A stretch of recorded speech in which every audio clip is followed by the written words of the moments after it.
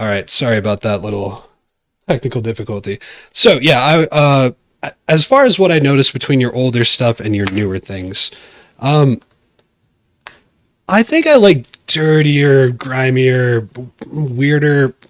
These are all very general words, but oh, I know the word I'm looking for. I really think that your music got a bit more melodic, kind of like this, like the melodic dubstep vibe. And there's a bit of that showing in the older stuff, but I think you really leaned into it with your newer music. You know, the older music, the two songs that I mentioned, Mana Tree and Be Like Water. They had some grimes, some bass drops that I thought were really cool, really neat. And there's this one, I think it's in Mana Trees. Yeah, the drop has this melodic vocal chop in it that just fucking got me. So I don't know. I think it would have to be melody because I have here in my notes that you'd have a lot of melodic dubstep kind of comes to mind, but I just doesn't feel right coming out.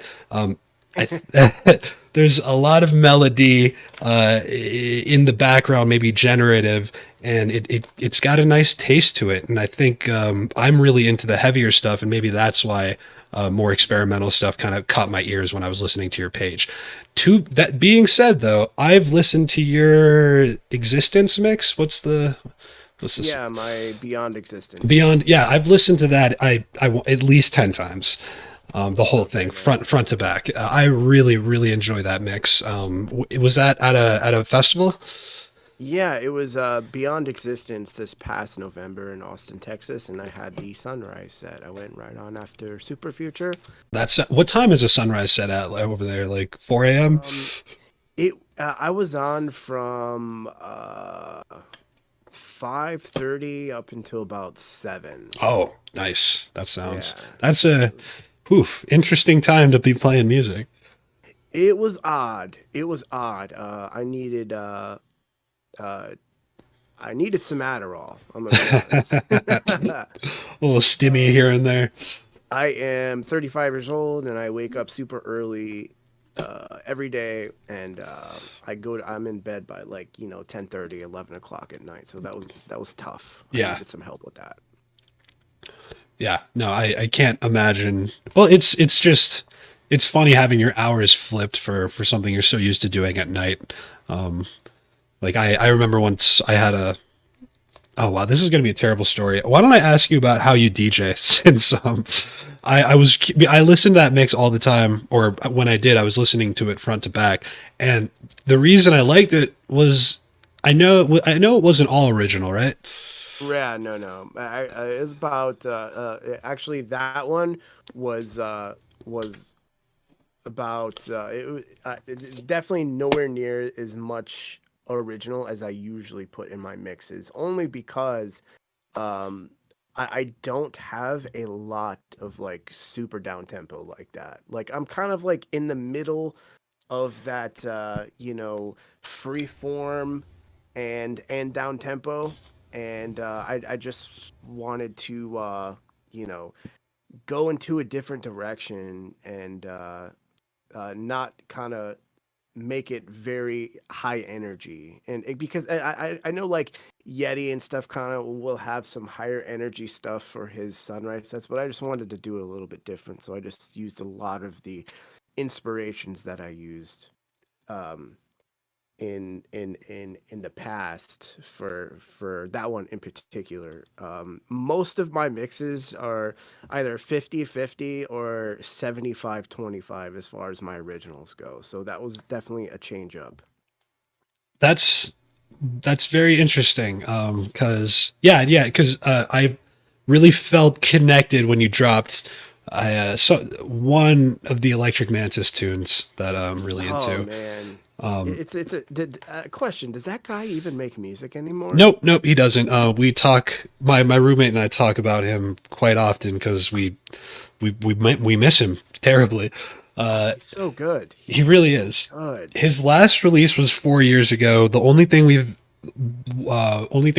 been able to find was just a few tweets or blips from him being like, I'm alive and I'm okay and I will be making music eventually, just not, for the time being, which has been 4 years, man. So when he, Wow. I was thinking whenever he wants to come back to the scene, there's a little podcast waiting for him if he wants to. Oh yeah, we would welcome him with open arms. The way I describe his music is if Charles the First had a baby with Flume. Wow, I've never heard that, but that's perfect. Yeah. That's perfect. I couldn't. Yeah, I've never put him into words that way. The way I've really described him has been, I just tear up, man, every time I hear him. It's so emotional and but it's also so clean. My God, it's so loud. He must get to like -3, -2 LUFS on his masters. I mean, it's incredible. It really is, and it's the dynamic or the contrast between his darker tones and his lighter tones. My absolute favorite track by his is the last track that he ever put out, which was keys and it was Kira. No, Oh yeah, yes, the Keys and Crates one. yes. Why am I forgetting the name of it? But it's a Keys and Crates remix, and I believe it's called Kira. No, that's the Charles the First song. Let's we have the power of the internet. Yes, Finding indeed. this, the internet.com leads me to, oh, Kira, not Kira, Kira, CU, or it's CURA, not KIRA, which is the So Charles the First. close. Yeah, so close. But that's my favorite track of his, and I didn't know it was his last released track. I, I have yet to do an episode where I'm just spend like 2 hours like breaking down that track, bass lines, and then there's just this piano melody that saves you from yourself every time. I love that. I love that description. He really is something special, you know. So when you were kind of putting together your Sunrise set, you were thinking, you thought of him. Yes, yes. Along with a few others that have just been like so inspiring to me over the last few years. Any examples you care to share? Um, Somatos. I love Somatos down tempo. I love his sound design. The way he creates his sounds is just like it's incredible. Also, I'm not sure. Have you ever heard of Adam and Eve? Not the sex toy company, right? No, no, no. It's spelled ADMX Eve. Oh, okay. AD. Yeah. No, I can't say I have. I played a few of theirs. And he also has another project called Aphasia. And I discovered Aphasia on this festival out in Asheville called Solasta.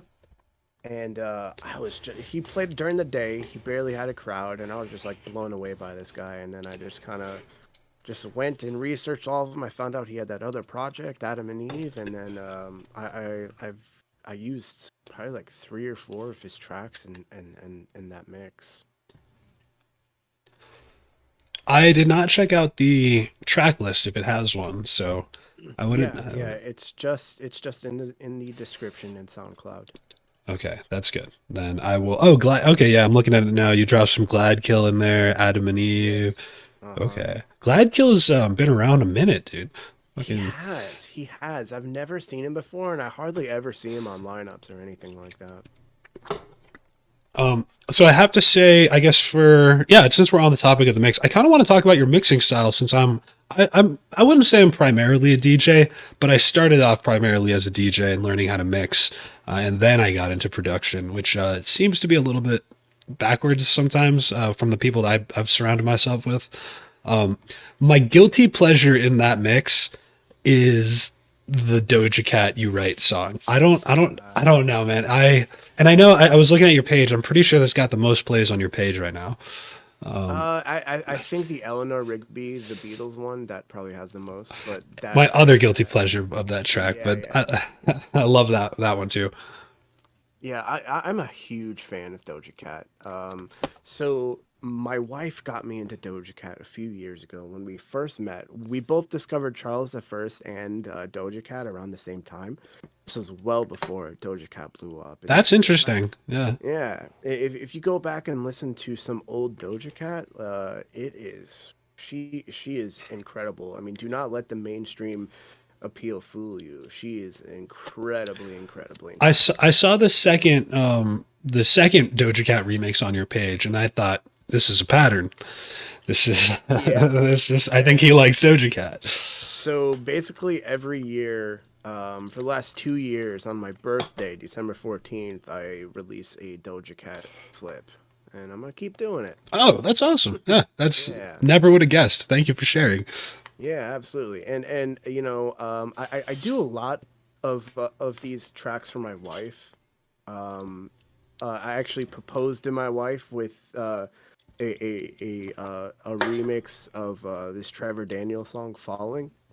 And I created that specifically for her for when I was opening for Levitation Jones, and I had my visual artist with me, and he put up pictures of her and I together, and I threw that track, and I went down into the sold out crowd, and I proposed to her right in front of everyone. Wow, when was that? That sounds really really sweet, romantic. I've only seen like one or two of those ever. Yeah, it was actually 2 years ago, December, and a year later we got married. That's And great. yeah, I was with her for like 2 years. I knew that she was the one like almost immediately, and I've made countless songs for her. I noticed, yeah, because like I said, I spent all day on your page. This one "Falling" was a remix for her. Well, it's got who I presume is your wife in the picture. That's the one. Yeah. So yeah, that's got to be a really not interesting, very sweet and persistent inspiration, and that's refreshing. It's new. I haven't heard anyone say that yet. Yeah, yeah, absolutely. I owe a great deal of my success to her actually. Before I was DeemZoo, I was a trap artist. I went by the name Bruda, and it was not very good. It was not very good. And she heard my music, and she was like the only person ever that was like, "Hey, this is good. I think you can actually do something with it." And because of that, I had like motivation again, and I started, you know, putting the pedal to the metal, and I put a lot of time and energy into music because of her, because she gave me. I mean, I was always a musician, but she gave me that inspiration to really come out of my shell and start releasing music. Was it kind of the inspiration to be more experimental, or to kind of keep working at it, keep grinding at it? Well, I wanted to kind of take both. I wanted to combine both, like from my trap background into the more experimental, and that's where the name DeemZoo kind of comes into play. If you're ready for that one. Actually, yeah, I'm ready. I was gonna say at some point you sound like you have derived a lot of your sound from like 2012 chill trap playlists. Like I don't like I didn't have that initial impression, but after a few hours of listening to your music, I was like, damn, this is some chill ass trap right here. Yeah. Just at least the drums tell me that. And on that note, like you use a hi hat for a lot of your drops, or not a hi hat, a crash, like I for do. I do. and that's I think that's what I noticed the pattern. I was like, that is some chill trap, some real trap shit. Like it was just. But yeah, I very much love to know where the name DeemZoo comes into play. How did you come up with that name? I love the name. I have it here in my notes that I really like the name. All right. Well, so a few years ago, I started like really, really experimenting with DMT, and kind of going into the realm often. I would go, and it would teach me a lot of things, but every single time I broke through, I would encounter an animal entity. Uh, Ooh. I've encountered octopus before, a monkey. Obviously, they don't look like completely like a monkey. It's a monkey made out of pipes. It's a mechanical monkey, right? Yeah, Like, monkey. I've ran into an octopus that was just colorful, and it seemed to have been made out of ribbons. And a few other times I've seen some just insanely strange animals, and they kind of always were the focal point of my trips and my experiences.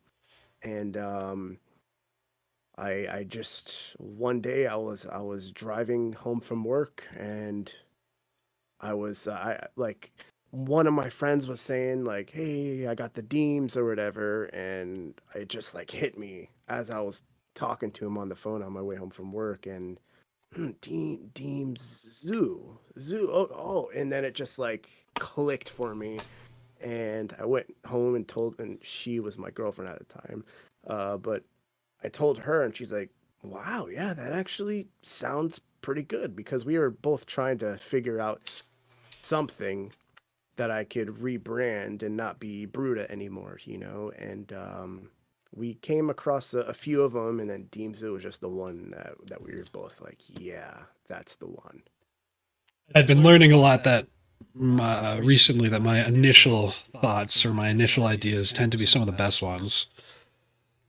Yes, Where indeed. like even microcosm, I was writing down certain notes or and questions for you, and I would erase, erase what I would expand on something I was starting to write down, and I'd be like, no, fuck that. The first thing I had was just so much better. Yeah, if I have like if I'm taking a multiple choice test, I will I'll go with my first instinct, and that's usually the correct one. Have you had to take any tests, multiple choice tests recently? I took my real estate exam like Oh, probably interesting. like I mean that was a while ago. That was many years ago, but it kind of just stuck with me, Gotcha. Just Yeah. I failed it a few times, and then and then my father told me, "Hey, stick with the first one that you go through that you go with," and then I did, and then I absolutely I passed, and it was Nice. yeah. So I just kind of kept that with me and applied it to other areas of my life. Well, certainly. I did that with multiple choice. I failed a lot.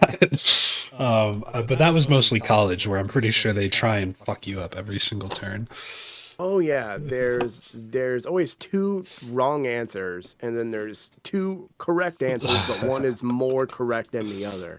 Exactly. Yeah. And half the time you can go to the professor and be like, "Come on, dude, I was right." Yeah, for sure. But yeah, that is how I came up with DeemZoo, and I just I kind of shied away from this for a little bit because I was doing a lot of collabs and a lot of remixes, but like the last original I did was Raccoon King, and so each one of my original tracks is represents an animal from the realm, and Oh, okay. so I have a few in the works right now.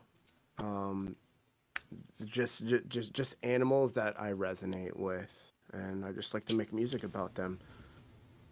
Where did you get the Raccoon King sample from? Because there's two samples. I think it's the Giraffe Rodeo. It's there's normally samples don't catch me off guard, but these caught me off guard. Giraffe Rodeo, that's my wife. She Do sang. you want to ride this giraffe? Yeah. That was my Okay, wife. gotcha. And then it's me saying "All Hail the Raccoon King." Oh, okay. I was thinking that maybe they came from like a cartoon I didn't know about, or something hidden, some backlog of an '80s failed show. I don't know. uh, but Raccoon King was awesome. I called it Raccoon King because they're so smart, and they're so interesting, and I feel like they're just kind of like the king of rodents. Well, they got thumbs, bro. They got thumbs, and they will definitely I call him Mother Nature's con artist. That just reminds me of one meme. Wait, have you? Are there a lot of raccoons in Florida? Oh, tons. Oh, okay. I'm in Colorado. I haven't seen one since I moved here. I'm not sure if we have them. Oh, nice. You're in Colorado? Yes, sir. Sweet. You in Denver? No, I'm an hour and a half north in this place called Fort Collins. Oh yeah, I know Fort Collins. I didn't. What do you know about Fort Collins? Nice. I had a few friends that went back and forth between Denver and Fort Collins. I guess Fort Collins is a little cheaper, is what I hear. That's yeah, I'm pretty sure that's it. The scene is night and day. There's no scene out here, I would say. It's a suburb if I've ever seen one. But it's cheaper. There's a small, like a very small downtown. I'm just in the suburbs of Denver essentially. Okay, word. Yeah, I have yet to go to Denver, even though Denver is by far my largest demographic. I just haven't had the call yet, you know. Dude, question for you. Why do you think Denver is your largest demographic? Um, I'm not trying to lead you in any direction. It's a no, genuine question. it's fine. I would say because I mean, I always refer to Denver as like Wook Los Angeles, you know. I've called it the base capital. I don't know why. Yeah, yeah, definitely the base capital, and I'm pretty sure that's why. Okay. Wook Los Angeles, huh? Yeah. Like one of my friends moved there, and he said that he's man, I was at Whole, you know. That's so true, dude. I went to fly who was the Essex. I went to Essex, bro, and my one of my really good friends like just was partying with Taboo. That's a good time, probably. Yeah. Oh yeah, probably. But yeah, I plan on getting out to Denver this year. Sometime. One of my great friends and colleagues, and one of my biggest inspirations, lives there. Droplets. Droplets, eh? Have you heard of Droplets before? No, I haven't. So small back. I moved here about a year ago. I'm not a Colorado native. Not that I would know them if I was. I just I have yet to really break into the Denver scene. Is kind of how I feel. Okay. Yeah. Word. Yeah, I know it's gigantic there. You got a bunch of clubs and whatnot. It's the best music scene for me that I've ever seen. Just like my experiences when I get down to Denver, the amount of people who are really into the same music, the speakeasies that are down there that are only playing bass music, like Oh, that's so cool. it's very cool. It's a very interesting city in that regard, and the way they handle crime is very interesting too, dude. I've seen a fucking cop blow past a homeless guy carrying around a dragging a nitrous tank by his ankles, bro. Like, like he was dragging a nitrous tank. I'm like, oh, this cop's gonna get him. The cop doesn't care, and just whips right past him. That is hilarious. Oh my god, I love it. I love it. So anything to add? Otherwise, I'll just resort back to my notes here. No, it's cool. Yeah, I really, really need to get to Denver. I get people telling me all the time, "Hey, we want to see you in Denver. We want to see you in Denver. We want to see you in Denver." And I'm like, "Whose balls do I gotta find in Denver, man? It's crazy. Like, I just do not know why I haven't got the call. You know." Yeah, definitely. This segues. Oh no, go for it, please. Sorry, I had a few opportunities right before the pandemic, and because of like the cost of flight and whatnot, and I was impoverished almost my entire life just up until recently. I started doing decent financially just in the last few months, but before then, like I had to take massive pay cuts, and I just could not afford to fly across to Denver, and so I had to wait till a promoter could pay for my airfare and whatnot. It's not cheap, and it's not. Maybe we could talk about this. We don't need to. It's pay to play. It is absolutely 100%. And that's something I've learned probably through the podcast and through my own personal experiences. However, I'm not a touring artist. I've just spoken with touring artists, and I'm managing a band that's trying to be a touring artist, and Hmm. that's what I've gathered. It's pay to play. It absolutely is pay to play. There have been a few festivals that could not pay my price, but the opportunity, the set time, was good enough for me to actually fork over the cash to actually make it happen. And I don't regret doing that, only because I, had tons of exposure. Right. But at the same time, it's like, if us artists do keep doing that, it's just gonna, taint the scene more and more, and then people are gonna expect that all the time, you know? That's one of my primary concerns with the music industry. My I don't know how well backed up this is, and I don't want to go on a big rant like I've done on other shows. The venues just seem to have their mortgages paid off, and that I think what that means is they don't really invest in making money. They're the what from what I can tell, established venues don't put any money into marketing anymore, other than like an Instagram page. Right. I have noticed that myself. I'm not sure if that's the same for festivals, but yeah, I could. What have you noticed as someone who's actually booked shows and had had a slot either in a festival or a lineup? You know, what have you seen? What have you had to pay? What have you had to reimburse? What kind of deals have you come across that are good or Um, bad? Most of them will not. I'm not at a position to where, but pretty much I just give you a flat rate and you accept it or you don't, which kind of sucks. I've signed with Sounds Organic, and I have my manager and agent. We kind of sat down and talked about how much my price should go up this year, because of how much notoriety I've gained over the last year, uh, and to actually turn down some festivals and shows that are kind of lowballing me. It's sometimes it's a bit disrespectful what I'm offered. You know. Certainly, I can only imagine. Negotiations tend to go that way. Right, right. I was booked on Infrasound last year. Was my first festival I was ever on as an artist, and I won't discuss what I was paid, but it wasn't terribly much. But I now get to say that I have infrasound on my resume, Right. and so to me that was worth it. The same thing with Soundhaven, and because of that, I know that I'm going to be desired elsewhere when they see that on my press kit and whatnot. Right. Could you?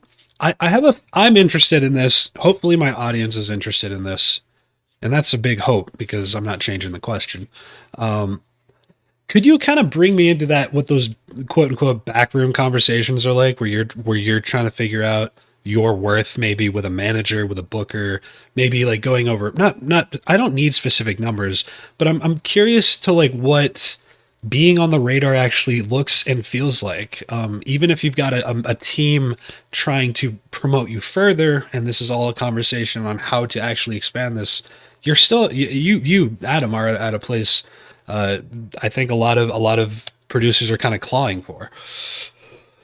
Yeah, it's a nice feeling, right? It's a nice feeling. I I am not very good at negotiating for myself, Interesting. because I like to be as modest and humble as possible. So if I'm the one negotiating, it kind of makes me seem just a little full of myself to say, "Hey, I'm not gonna take this or whatever. Like I'm worth more." Right. And so I really love pawning this on to my agent who does all of that for me. And Right. he does a great job. So he does some great work for me. Things that I just don't seem to have a skill at. And it definitely he makes up for it, and he's gotten me some really good opportunities just because he's called their bluffs. He's negotiated higher rates for me, and he's just done things that I just can't seem to grasp. You know. You got to min max life. That's my um, philosophy. Fucking minimize your weaknesses, maximize your strengths. Yes, absolutely, absolutely. So I'm very happy with the job that they have done, and I think I think the sky's the limit with this team. Great. No, that's a lot of this isn't unique, but a lot of brands that end up being people, musicians maybe are what I'm talking about specifically. They're run by a team with a face, Yes, and yes, it, I believe you are the face of your team, and I'm sure you love and appreciate everything they do. But they're using your face, and I'm sure it's a good one to use. yes, yes. I appreciate that. Now there are exceptions. There are artists who can do that. Have you heard of Mick Mann? No, I can't say I have. Mick Mann, he was on like Tipper and Friends this last year, and supposedly he does all of his own negotiations, and he's on a ton of different festivals, and he just seems to have that magic touch where he can, you know, be an artist and also be a great negotiator. Yeah, yeah. I mean, yeah, if you're rolling the dice on skills, that you're naturally good with, those are just two lucky rolls right there. Absolutely. And to touch on this, I use these. I want to be in a spot where these festivals need me way more than I need them. Right, And I want to be in a spot to where my music is good enough to where it will speak for itself in volumes to where they will pay my price and they'll have no problem with it. right. So for right now, if they don't vibe with my music, that just makes me want to keep going and make more so that one day I'll make something that they do like or something that they do vibe with, you know? So I take all of these like negative connotations within the scene and I apply it to my own motivation so I can better myself. I feel like as a musician, you have to have a very either nuanced or strange definition of rejection. Oh, yeah, oh man, it is discouraging. Yeah, Uh there are still many, many, many times where I get discouraged. Where I'm like, man, this label turned down my track, or this festival turned down my submission. You know, it's disheartening with how much time and energy I put into this, only to just be left in the dust like that. But um, you have to be strong-willed if you ever want to make it in this industry for that reason alone. I can imagine, and well, I have been through my fair share of rejection, but not as much as again a touring artist probably faces on a daily basis. That is my goal. But my comment was mainly because I've found myself either coming up with again strange definitions for rejection, always looking at rejection as like a learning opportunity, because otherwise I have felt that rejection just, if you give it only negative attributes, it will only bring you negative things in your work.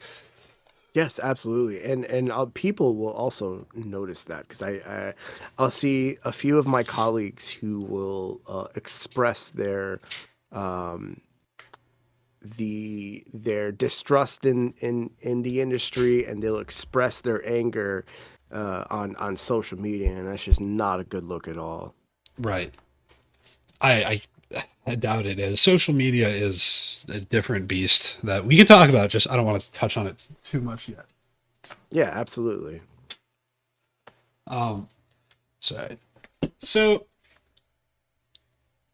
hold on. I was listening to your pod. I was going. Can we switch gears a tiny bit, if you don't mind? Absolutely. This is your show, sir. Well, you are my guest. I'm just trying to be hospitable. Of course. The two things I have here, actually, we'll stay on topic a little bit. This being my show and all. Um, One of your podcast episodes was with your manager. That was episode numero nueve, the number 9. This is my old manager. Old manager then. manager, yes. One of a question that still stands, and because my show's, I think, mainly focused and geared towards either beginners or people just who haven't really found or felt the level of success that they're looking for. And so the question that I came up with was, when did you feel that it was necessary for you to get a manager? It's a great question. Well, not to like go into the social media aspect already, We but can, I will. we can. You are my guest. All right. Well, it just slightly involves social media. So I'm great at marketing myself, right? I love social media.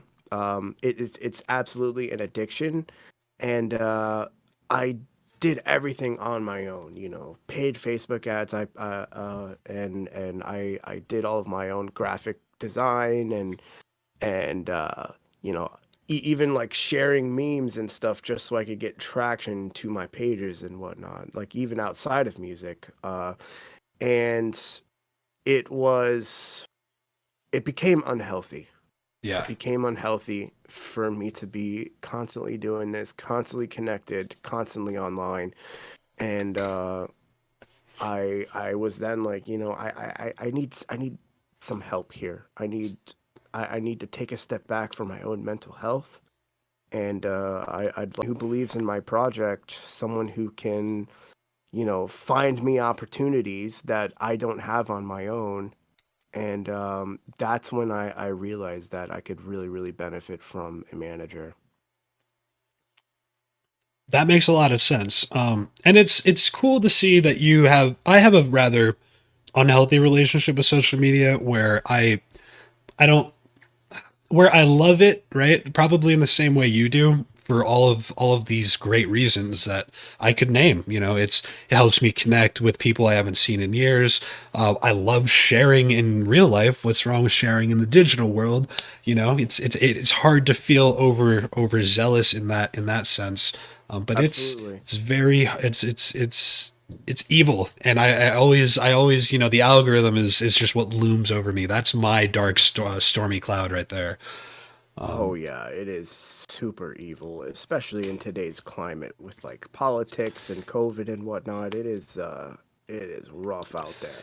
Well, I've been trying to break through the scene, and I can tell you what I've done that I think has worked and what's failed. And the thing that I'm coming with recently and nowadays is I'm trying to break through the algorithm in very small ways. I'm looking for small success, and that doesn't seem to exist in the algorithm. It's either you're huge or you're Yeah. not.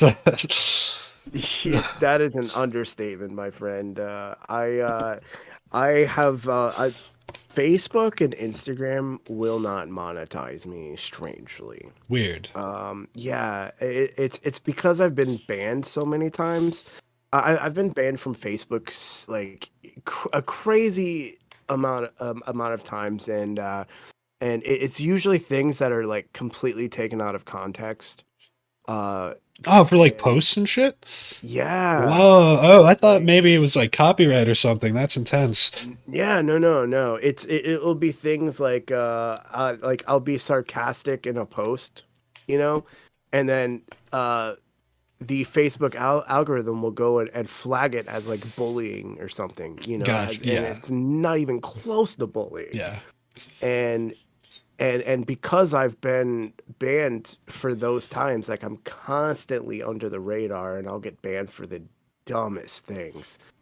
So, Meta, Instagram, Facebook, they do not allow me to monetize any of my content, which is absolutely crazy because I have a few colleagues who don't have nearly the following and reach that I have, and they make, you know, they're making $400 or $500 a month on Facebook alone. And that would, God, man, like I said before, you know, I've been poor my entire life, and you know, $400 or $500 a month that would help immensely. And you know, it's just not fair. So I have a very very bitter relationship with Facebook and Instagram mostly. Right. I mean, it's that's an fortunate situation because it feels like until it feels like you're being withheld an opportunity to monetize yourself, and it's not even for what you're trying to monetize. Exactly. It's strange too because Yeah. like obviously my DeemZoo page has nothing to do with the memes that I used to post years ago, you know? Right.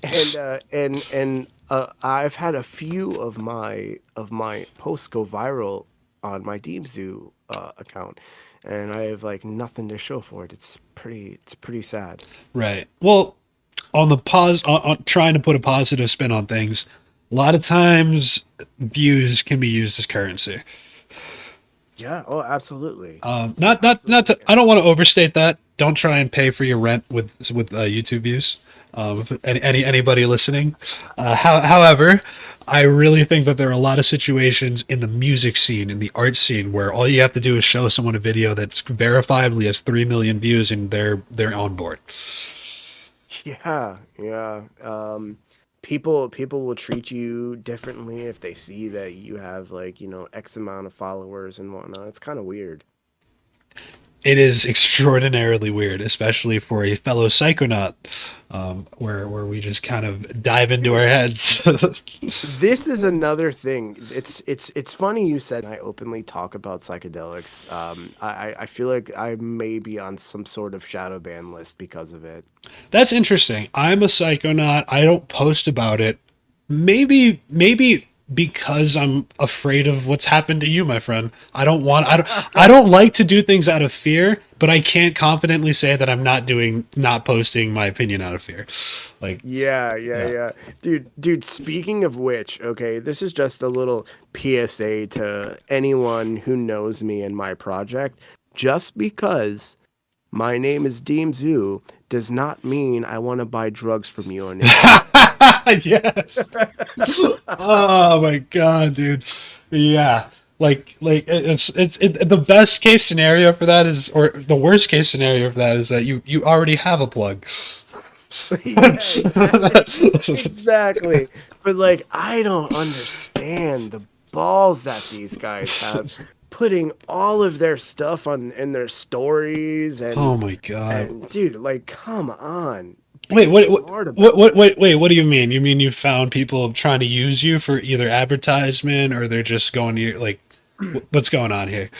They will come to to my they'll slide into my DMs and they'll be like, "Hey man, I have all of these things," and they'll show pictures and stuff. And it's Okay, yeah, that's like like you're really selling on Instagram? Is that like come like at least use Telegram. right. No, at least use timed messages. At least you like. There's no effort. I had one guy message me and say that that I could sell DMT for him. And dude, why would I want to sell DMT for? I don't know you. And he said, "Man, bro, how are you gonna be named DeemZoo and not want to like spread the wealth of DMT to the world?" It's like, what? Yeah, because DMT's made What? me so much money in the past.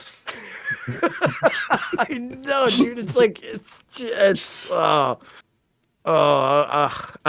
want to just screenshot that and just blast them all over the like. What a dumb thing to say to me. If I was an aspiring drug dealer, DMT would be like the last thing I would ever consider to like start up my business empire or whatever the fuck. And that's like the least addictive substance that I could choose to try and throw on the public. Oh god, that is so hilarious. What a loser. Yeah, no, it's there's a level of like respect I don't, and what I know this will come off as crass. Trust me, I trust my actions and my audience. It's You're not serious if you're trying to sell me anything on Instagram DMs that you're not supposed to be selling. I don't know. It's like where's the courtesy? Wasn't there like a whole system that we all used to agree upon? Um, What the, like why I'm not expected to take you seriously on Instagram, and I don't know. Yeah, no way. Like, how do you get any business that way? Who's ever gonna buy something from some schmuck they met on Instagram? The real answer is children and like teenagers, but the answer that I want to hear is absolutely no one. Go home. Yeah, yeah, yeah. I'll just buy it the old-fashioned way, meeting with some I'll take my dark alley. yeah, or actually a Staples parking lot. I've Oh, had to. I had one plug who would he made me meet in a Staples parking lot because that's where like people went to go and buy business shit. You know? That's funny. And he would also give me the product in like one of those like nice manila folders to make it seem like it was like this Staples business. Oh yeah. Oh, that's why. Oh, why'd you make me meet at Staples? I got this folder, man.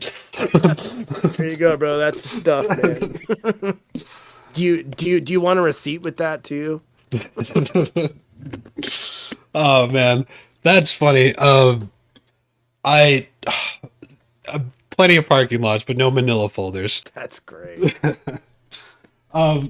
Wow, what the fuck were we talking about? How did themes come up? Psychonauts. We were talking about social media. Social media, yeah. All right, yeah. Interesting. So, were your this isn't to get into specifics.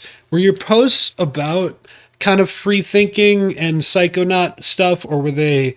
Did they have any political influence or like leaning towards them? Or were they just super sarcastic troll shit? Man, I was a shit poster for a long time. Look, good. A lot of good people I know are shit posters, man. It's fine. Yeah, yeah, yeah. I really enjoyed it. I enjoyed making people laugh in a plethora of different ways, and memes are just one of them, you know. And my humor is extremely dark. Not like, you know, racist, any homophobic, that kind of thing, but just kind of like it's always been just kind of frowned upon humor, you know. And so I guess I would just so see, here's the thing. A lot of the times I would create original memes, you know, that were just crude, right? Yeah. And and because I created them and posted them, I'd get in trouble for it because I was the original poster. Like if I see something that's crude or something that's been shared thousands of times and stuff, I know that's fair game, and that was my biggest problem. Also, finding stuff on Reddit and posting it to Facebook is never a good idea. Also, Oh, why is that? because Reddit Reddit is kind of the like home for that kind of like dark humor, you know, that Oh, so like different audiences essentially. right, yeah, exactly. Things that would probably violate the terms of service on regular platforms, you know. I've got one of my best friends is a frequent Reddit user, and he's saying that platform's going to shit now. Really? Well, How so? he would probably tell you more so something like Normies ruined it is probably the best thing Got yeah. it. Got it. And I would agree with him. I think normies ruin everything, and I'm saying as a normie dude, like I don't know, I'm not, I was not technologically versed or anything like that. I was certainly a normie. And then I started hanging out with a bunch of computer science nerds, and they indoctrinated me. Oh yeah, that good old indoctrination. What I do like about Reddit is the anonymity aspect of it. If you want to know how good your music is, you post it to Reddit. Ooh, All right, okay. because these people do not hold back any punches. You know, having the anonymity makes them say whatever they want. You know, if you like, you know, send something to a homie or something, you say, hey, can you listen to this for me and let me know? I just I feel like because we're friends and stuff, they're gonna be as kind to me as possible, Yeah. while being somewhat constructive. But if you post it on Reddit, these people are not gonna hold back, and I've learned a lot from some of the things that people have said on Reddit. Good, right? Good things, Oh no, I mean, oh yeah, yeah, or some bad absolutely. things. I mean, I learned bad things about my music from Reddit, which got me to, switch it up. But I also realized that everyone just has different taste in music. There's Right. people that listen to country music on purpose. On purpose. Yeah. I, Yeah. I So I barely know. I know more now that I live in Colorado, but I'd like that to not know. yeah, and music is just one of those things that just vary so much among humans. Right. And I know that like one person will say they don't like my music. There's 30 that actually do, and that's really all that matters Yeah, nowadays. that's in your example. Sometimes the person that hates it is also the one that speaks up.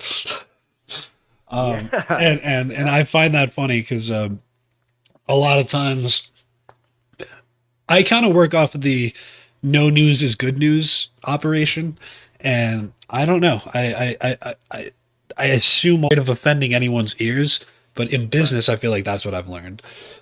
Yeah. Is no news is usually good news. Yes, Yeah. yes, 100%. I definitely vibe with that for sure. I don't know if I can directly translate that to music, but I do. Yeah, yeah. It definitely varies among the industries. Well, we've done our obligatory social media rants then. Yes, indeed. Yes. Indeed. I am all done with it. No worries. I rant about social media. I've only recently started getting back into Instagram, and YouTube is what I'm considering a social media because I'm addicted to YouTube. Oh So God, I love YouTube. yeah, I love YouTube Oh, it too. is the best. So It's the best. so I've started trying to get back on those, and I'd say one of my bigger regrets is not facing the machine sooner. I know that I got to keep my mental health in account. I'm not saying I would sacrifice any of my mental health, but I do feel like I didn't want to engage with social media at all. It was just an absolute, zero sum. I would not touch it because of what I'm doing right now, which is not allowing myself the self control that I really feel like I need to kind of simultaneously overcome the algorithm's attempt to just get me to be a day scroller like a zombie, and also contribute to the system to where that algorithm is not only going to want me but also like me. And I knew that was an evil thing to kind of engage with in the sense that I would be contributing to a system, but at one point, I think I just got desperate enough where I thought, I don't care how evil this is or I think it is. I'm contributing to a system I feel like I can't control, but here's my shit, here's my music, here's my posts, here's my art, anyways. I will use it as a portfolio. I've had a very complicated relationship with social media because I've not wanted to contribute to what I consider an evil system, but I also want a piece of the pie. And it's a really hard feeling to reconcile. That is absolutely the best and most healthy way to look at it because you not being on the platform is going to be more detrimental to you and your project than it is to you contributing to the monster. You know what I'm saying? Right. Yeah, Um, I've tried to think about this just a couple times. I deal with this too. I wish I had the time and energy to put every single thing I do on YouTube. Like I really wish I had that type of type of time on my hands. I know I could, but man, I'm a business broker during the day. Like I'm a husband. Like I have a lot going on in my life, and I feel like in order to like really really really be good at social media and good at YouTube specifically, you gotta be consistently posting consistently. Yeah, And every fucking day. I mean, the people that the YouTube algorithm puts in front of me that I consume the most post it frequently post every day. Yeah. And sometimes I choose not to watch. They'll cover a range of subjects, but consistently they're posting very often, and it's you notice that you're like, wow, if I wanted to do this, that would be my life. Oh yeah, absolutely. I'm actually I have a studio now. Finally, I moved into a new place. Hey, dude, congratulations, man. That is a huge feeling. I'm really happy for you. Thank you so much. Thank you so much. Like I literally made every single one of my tracks that you listen to on my dining room table. Like I haven't even released a track that I've made in my studio yet. That's so cool. I can't wait to hear something that you've made in your new digs. Yeah, most definitely, most definitely. And so I've been just like slowly leveling up the last few months, and I finally have this, and for the longest time, I wanted to be a political YouTube commentator. Like I love politics, I love all that, but I didn't want to get that uh, in the way with my music. I didn't want to alienate fans for, like potential fans who would later see my political rants and stuff.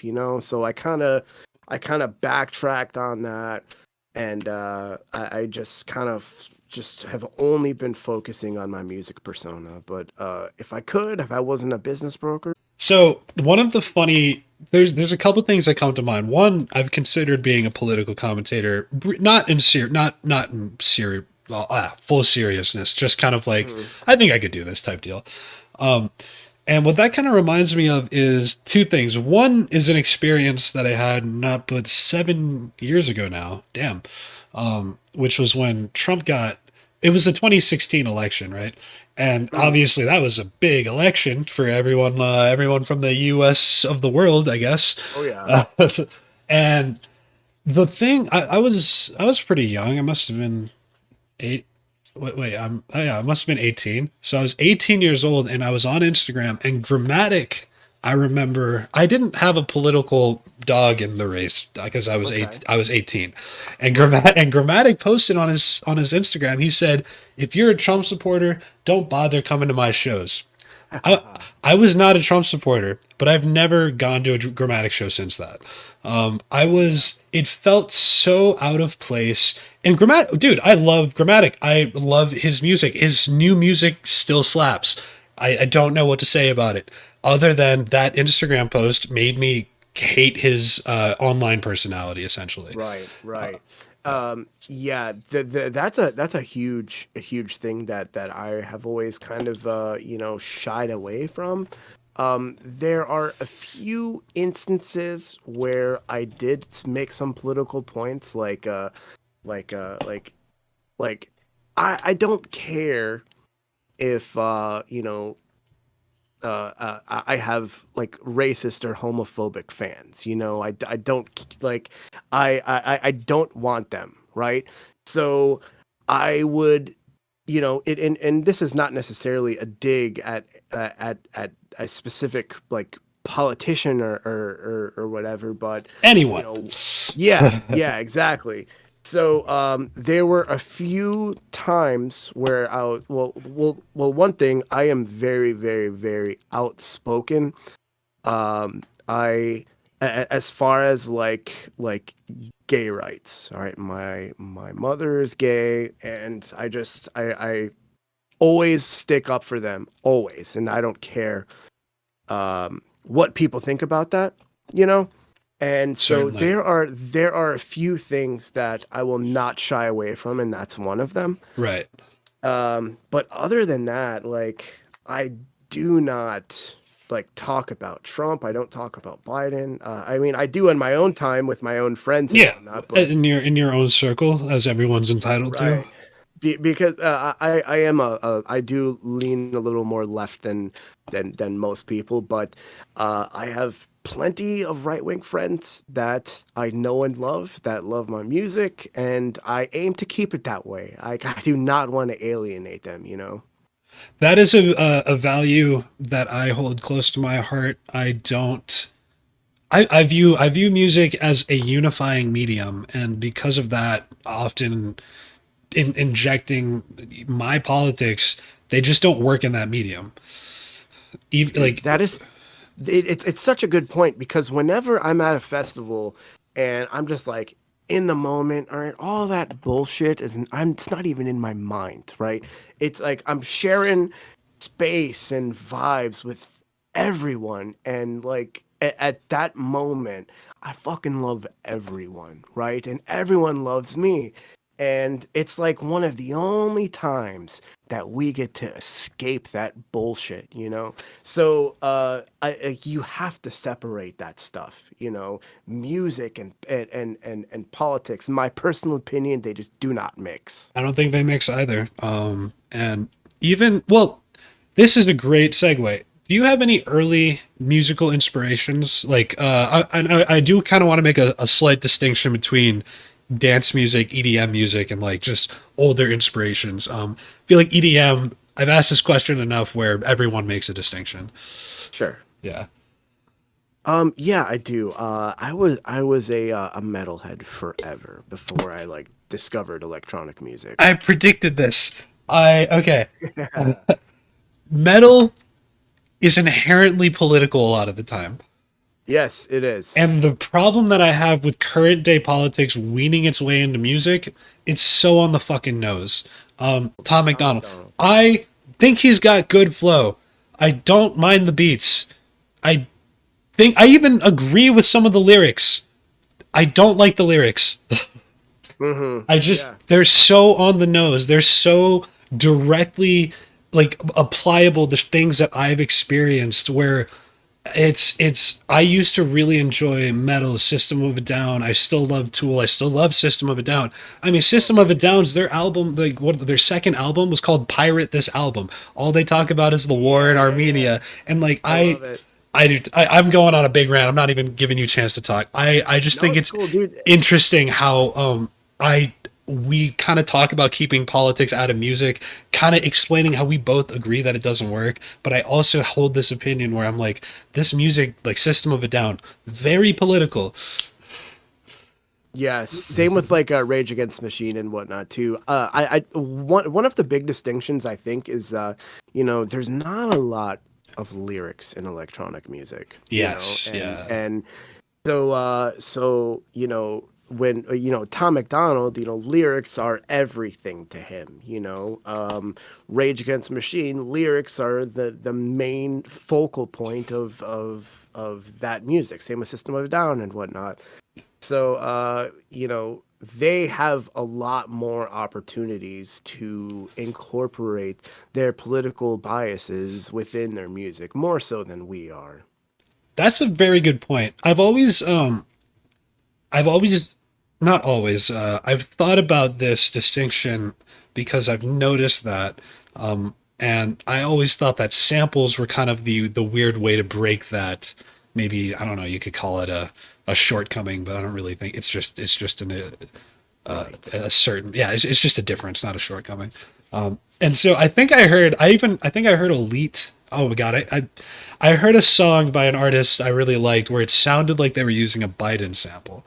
And I remember it was like a very small one, and I was like, was that Biden?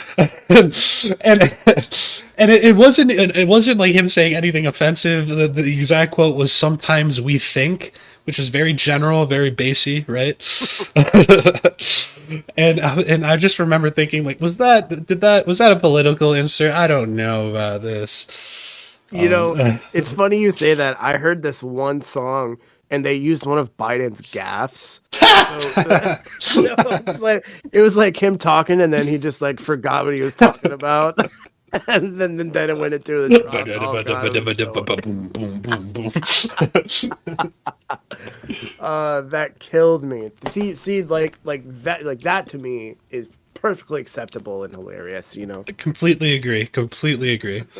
And because, well, there we go. So that kind of hits the nail on the head of what I was trying to say. Where if there's a band where I could complain about their on the noseness, it would be System of a Down, right? Yes. Like they're very on the nose. Like the reason I know they're political is because they want me to know that they're political.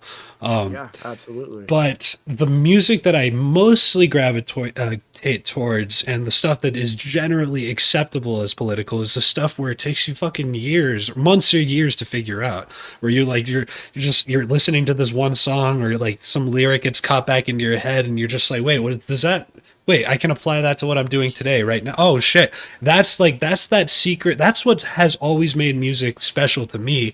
Is that it's always taught me lessons in a sense when I needed it, and when I hear the on the nose stuff, it's I mean it's hit or miss, but a lot of times it's miss because you really have to incept these ideas and these interpretations into people's perceptions, not just kind of tell them. I completely agree with that. At least be subtle. At least like give clues, but you're right. On the head is definitely a niche market that I really don't vibe too much with. No matter if I disagree with it or agree with it. Right. Look, Tom McDonald could release an album where he put everything, because again, I agree with some of what he says and I disagree with some of what he says, but he could put out an album where it takes me years to figure that out.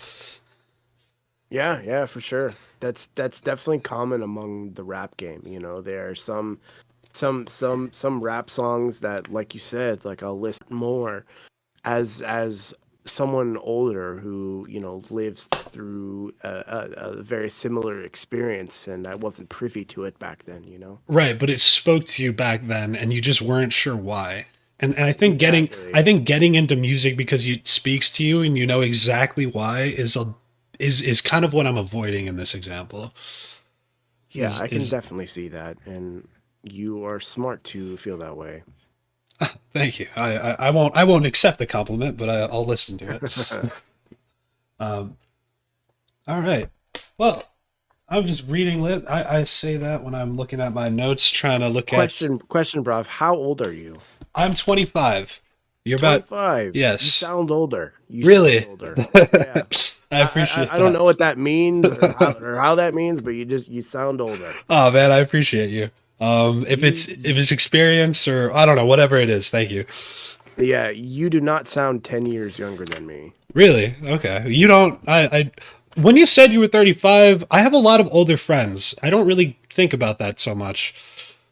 Yeah. Yeah. Yeah, after a certain age, you're kind of just old. But to be honest, I personally did not feel like I was a real adult until I was 26. Really? Yeah. Is that when the insurance goes away? I hear. Yeah, that's exactly when you can't be on your parents' insurance policy anymore.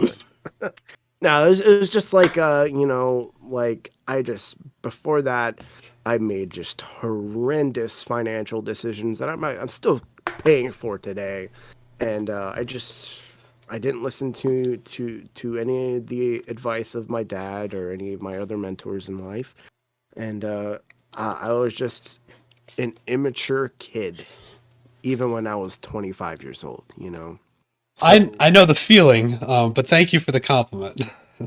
indeed. So whenever I see, someone who has a claim, someone who is, intelligent and carries themselves well at a young age, I have high respect for it because I did not have that at that age. I feel the same way. Obviously, I'm working with 10 less years, but this kind of dovetails with again. This is the third time I'll say thank you for your compliment. I really appreciate Of you. course. Yeah, just looking out at me. But psychedelics were a huge part of me kind of exploring myself, trying to get to where I am now. Um, as a psychonaut, when or no. The question is, when did you said that you kind of came up with DeemZoo more recently, right? Yeah. Yeah, and I feel like if anything contributed to my maturity, man, it was a lot of deep dives and psychedelic experiences where I was sitting with like emotion, thoughts, experiences, either regrets, yada yada yada yada. I got exposed to those drugs and those concepts very early. Like I had a lot of friends that were doing them, but I waited till I was 18 to really dive into that world. But I was only 18, so I feel like that contributed to maybe political views, my musical journey, things like that. Did you kind of start later? I love that you mentioned this because I can literally talk all day about this kind of stuff. I listened to your podcast. I know you could. So I did my first mushroom trip when I was like 18, 19, and I had a pretty intense experience. I would. I mean, I know people say that there's like no such thing as a bad trip, but this was a bad trip. Pretty damn close to a bad fucking trip. Yeah, yeah. I had no idea that my mind could go to a place like this, Right. and it was just the most scary thing. And I had a few friends tell me, "Hey, be careful with those mushrooms. If you have if you have a bad one, you'll die." So I told myself I was gonna, die. Yeah. And so I literally had like an existential just breakdown when I was 18 years old. And that kind of like put a bad taste in my mouth as far as like mushrooms Right. went. Was And there a period where you stopped taking them because of that? yeah, yeah, yeah. It was until my mid 20s when I started doing them again. And then I got in one chemical that like made me into an adult. Interesting. Like, Yeah. Yeah. yeah, I feel the same that way. like oh man, it was so good because like and mushrooms, like I always had good times, but it would always bring out like I would go into like these dark depressive states. and Interesting. uh and I needed those because I needed the gravity of situations to sink in thicker so I could do something about them. And LSD just did the complete opposite. It just took all of my pain, all of my anxiety and frustrations away. And I started doing a lot of LSD, like uh and I still do today. Do you microdose or do you kind of do more full trips? Yes.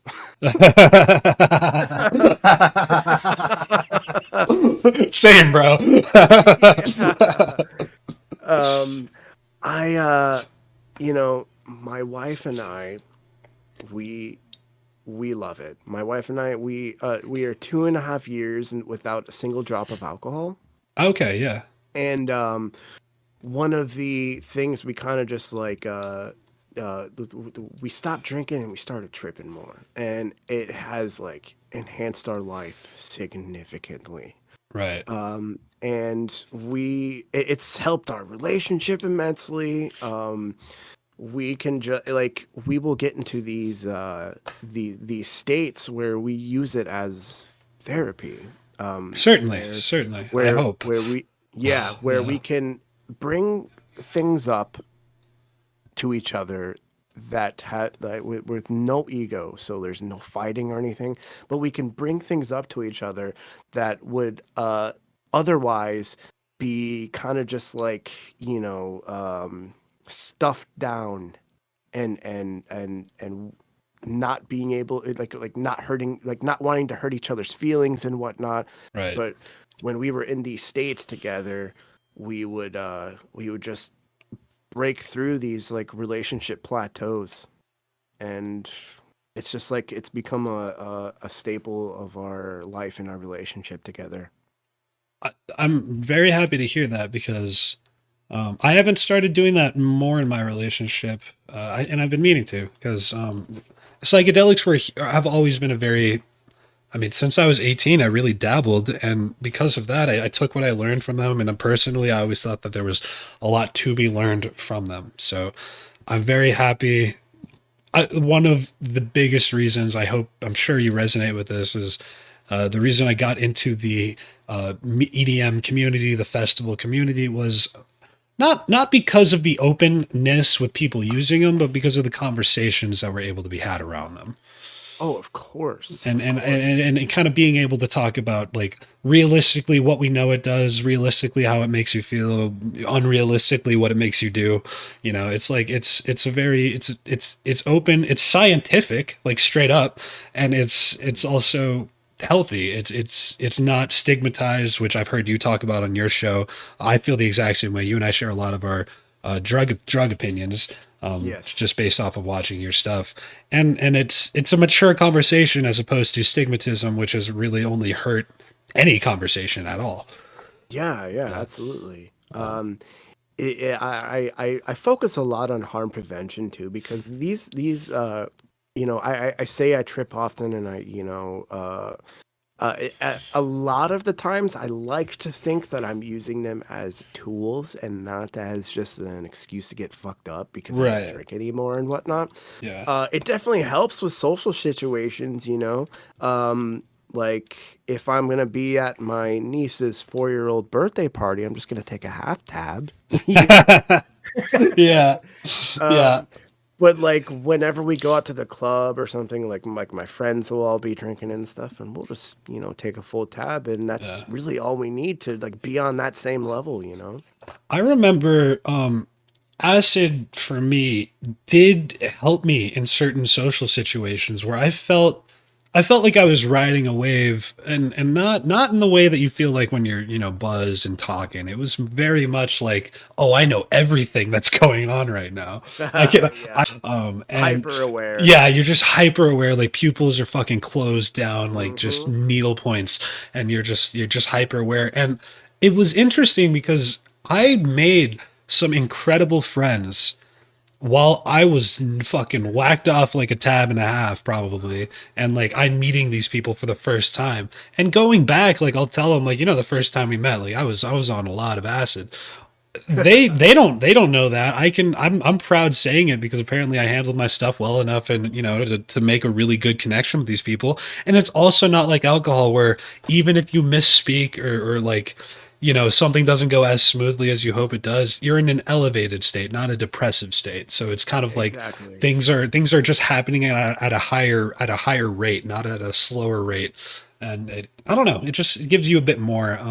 I haven't used acid in social situations other than like probably quarter tabs nowadays, but Hmm. but when I take a quarter tab, I can still kind of get to that feeling where I'm like hyper aware, very very like knowledge and emotions, and the room feels accessible to me. Yeah, of course. Yeah. Whenever I am at a festival that I've never been to before, or I'm in a situation where I need to be on my game and I'm networking and whatnot, I never have problems with acid. I'll take a half tab or even a full tab, and I can still have coherent conversation with people only because I've done it so many times Yeah, now. part of So part of this is a trial by fire, ladies and jellyfish. yes, trial by fire, absolutely. And if I cannot add anything like ketamine into the mix because that will completely derail any type of networking, Right. Yeah. that is a completely different monster. And I simply cannot make the connections that I need to when I can't make coherent sentences. Absolutely. Okay, question for you. Sure. I are you bilingual by chance? I'm not, unfortunately. Where you so you don't look 100% Caucasian. I'm not Uh, 100% Caucasian. Where are you from? my mother is half Puerto Rican, Okay. so I have 25% Puerto Rican So in me. you've gotten the you look Hispanic, and you've gotten the whole people talk to you in Spanish in Florida sometimes, right? Yes, absolutely, Okay, sweet. absolutely. All right, gotcha. I've gotten the same thing here because no one in Colorado speaks Spanish. Yeah, yeah. I mean, and especially with the last name Bravo, Yeah. it kind of has some semblance of Yeah. Hispanic heritage and Yeah. whatnot. Well, I think the reason I asked was because if you were bilingual, I just wanted to run, like, whatever. This is just going to be on the air now. I'm bilingual. I grew up in a household where English and Spanish were kind of spoken around me at the same time. Or, Oh, nice. and that was, well, it kind of stunted my speaking. I didn't speak till I was like 2.5, right? And they, Hmm. they they thought there were some problems with me because of that.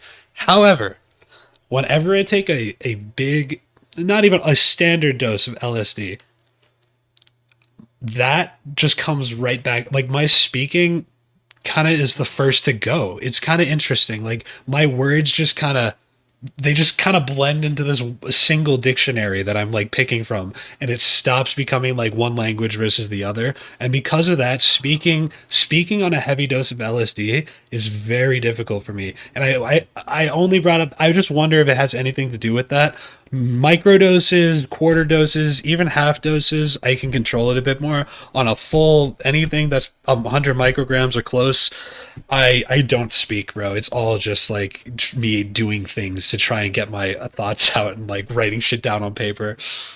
Are you saying that like you're speaking like Spanglish whenever you get into those states, or In a like way, it's not the Spanglish makes it okay.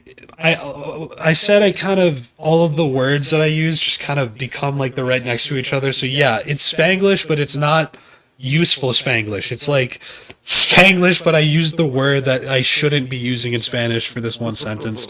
And essentially I can't speak is kind of what I've learned is the speech mechanism is just the first to go. I gotta have the pen and paper ready. yeah, interesting. It is, isn't it remarkable how every substance impacts every single person differently? Very, yes, yeah. And I've had to learn that about myself. I don't that's not a universal experience. Genes have a lot to do with it. Like there are some people who can drink alcohol all day and they won't get tired or The anything. Nords, right? I'm Yeah, thinking, yeah, yeah, I yeah. think it's the Nords. Nords. But for me, giving up alcohol was rather easy because how I handle alcohol is like um, I am useless after like 2 hours of drinking, and Yeah, I just want to sleep. right.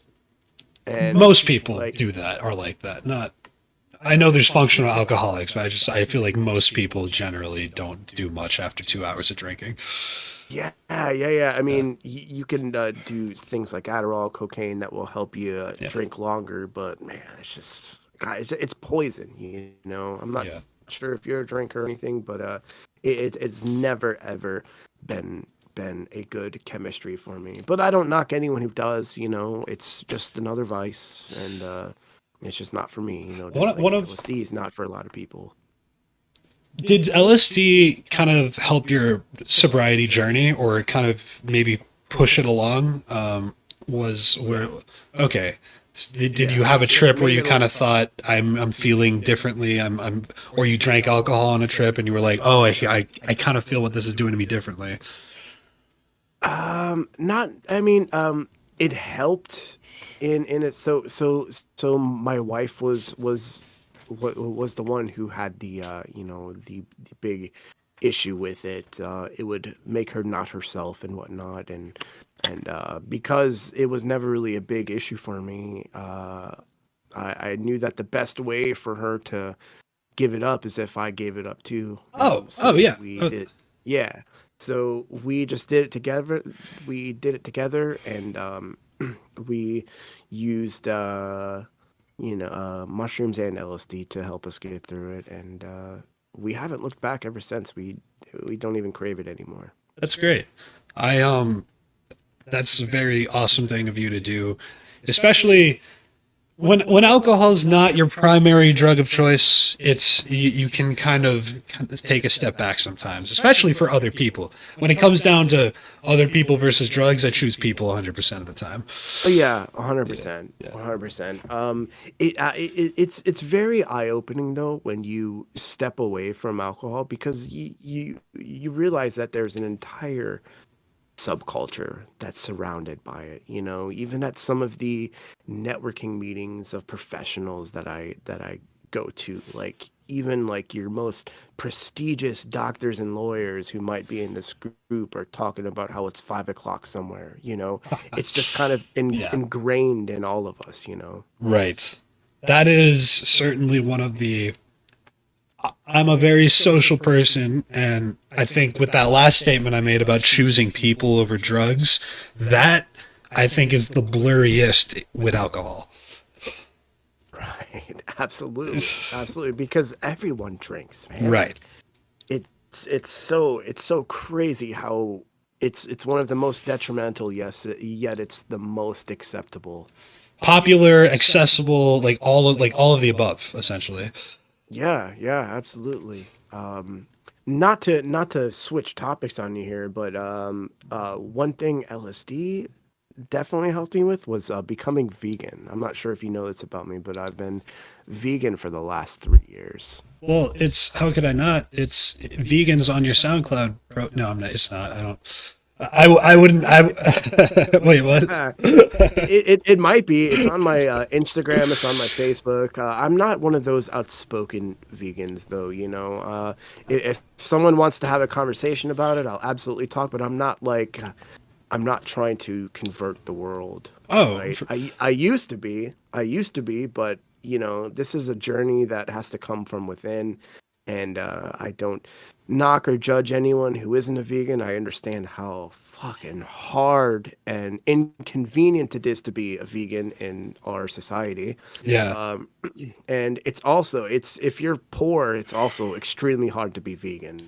Right. There's a lot of aspects that go into it that are so inconvenient, and it's very easy to just turn a blind eye to the, you know, the horrors of factory farms and whatnot. Um, but like, oh, And nice. yeah, and we talk about it because I have I'm outspoken for whatever I choose to speak about, right? And she gets the brunt of all of it. And so I've definitely talked to her about why she in particular chooses to be vegan. And because she's my girlfriend, I've thought very hard about kind of her reasonings, what veganism like. I've every year I do vegan January for her essentially.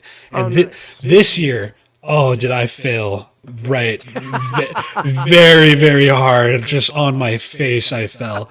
I didn't even think I was going to be embarrassed, but like, there's something about being caught at 2 a.m. with a plate of wings and no shirt on that just just hits different. Hilarious. Oh my God. So I'm hoping I can make that up sometime later this year. But Yeah, did you go vegan for kind of so with her we've talked. For her, she's vegan out of just straight idealism. It's not health related, right? Like we've talked about seed oils, like junk food, like fake meats, all that stuff. And it kind of comes down to like, I don't think animals need to be killed in factory farm, which I have a very hard time disagreeing with. right. Yeah. Most people do. Most people agree on that part. For me, it's that. It's definitely idealism. Yeah. It stemmed from the DeemZoo project, actually. Like, That's really cool considering, yeah, just zoo animals. yeah. So like, and it was when I was at Wakan Music Festival, and Still haven't been. Great plug. But oh yeah, for sure.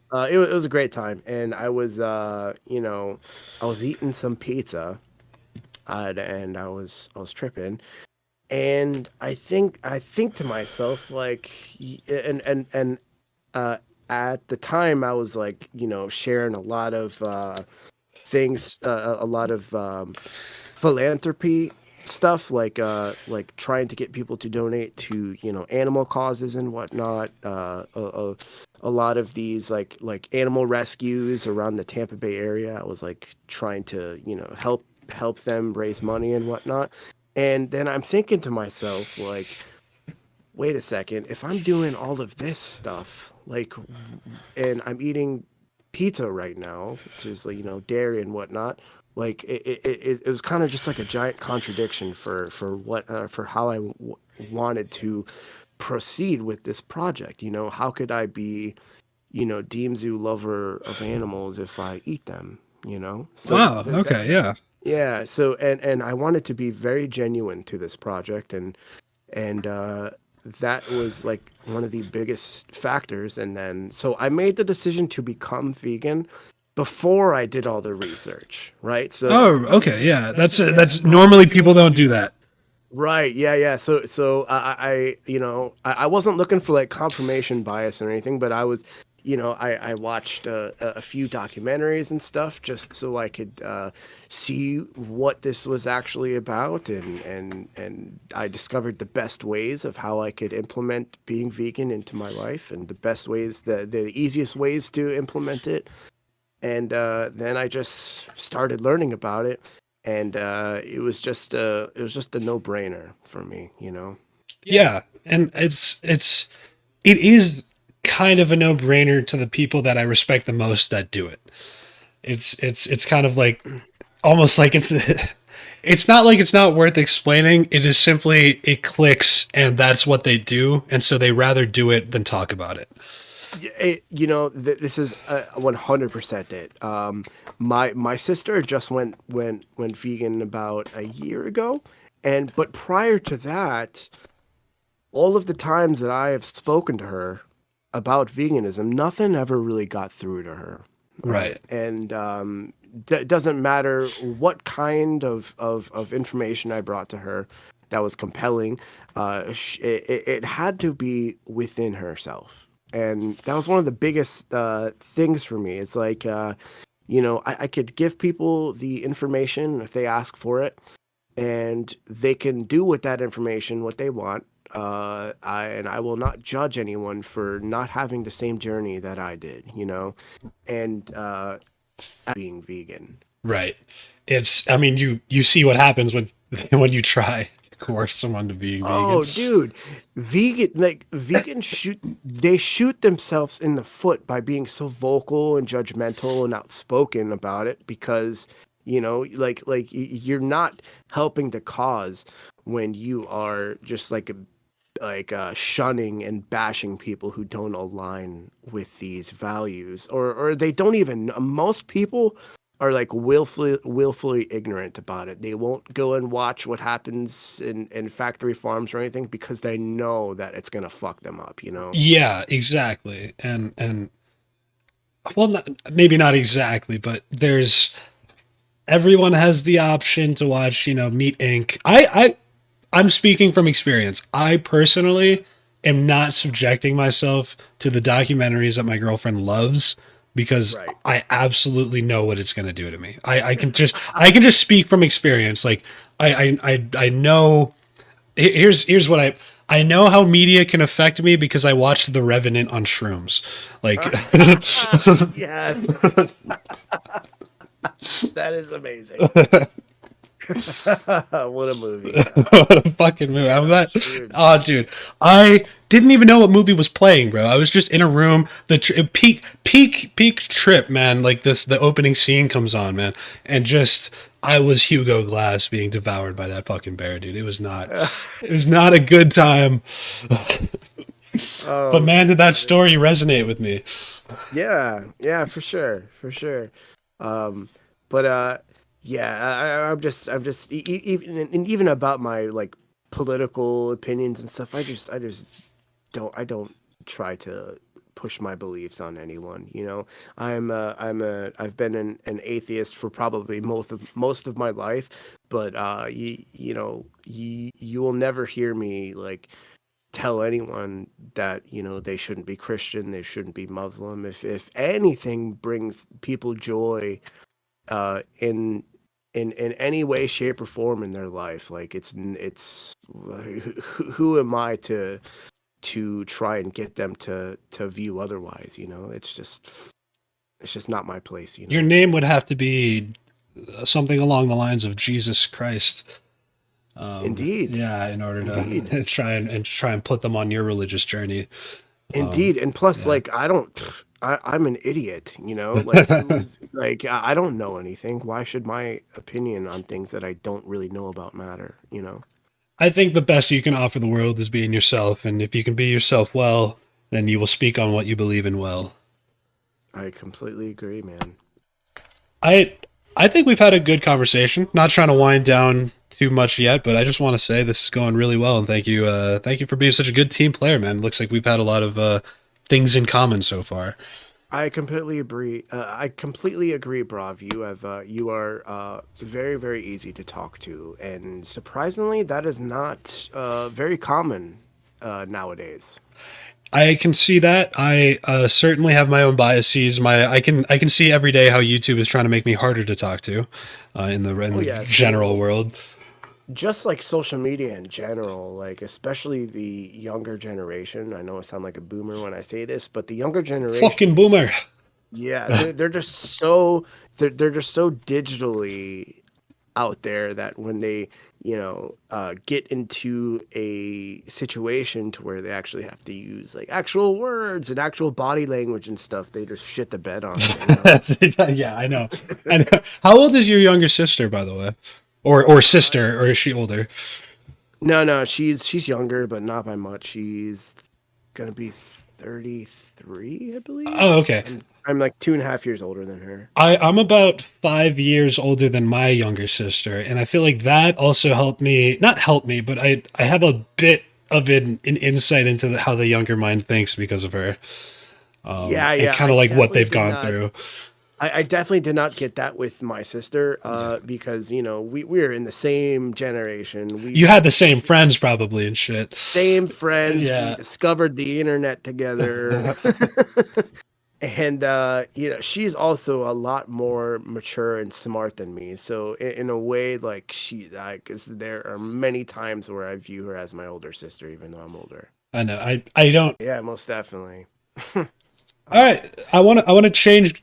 Oh, were you gonna say something? I was just gonna. uh, no, it's all good. I just wanted to start reading. I have two questions from one from my my co-founder of icantproduce, and the other one from a fan, my roommate, the man who actually got me like on your music. Funny, Oh, sweet. not so funny story. Like I'm kind of the butt of the joke of like how I discovered your music. But this man one night he put you on my speaker system, and apparently I was like drunk and too drunk to remember what happened.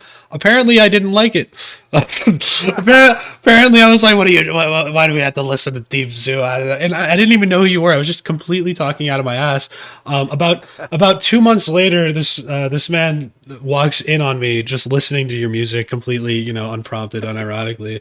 And I'm like, yeah, dude, I love DeemZoo. I'm thinking about getting him on the podcast. And he's like, do you not fucking, okay, whatever, I'm out. Oh, that is hilarious.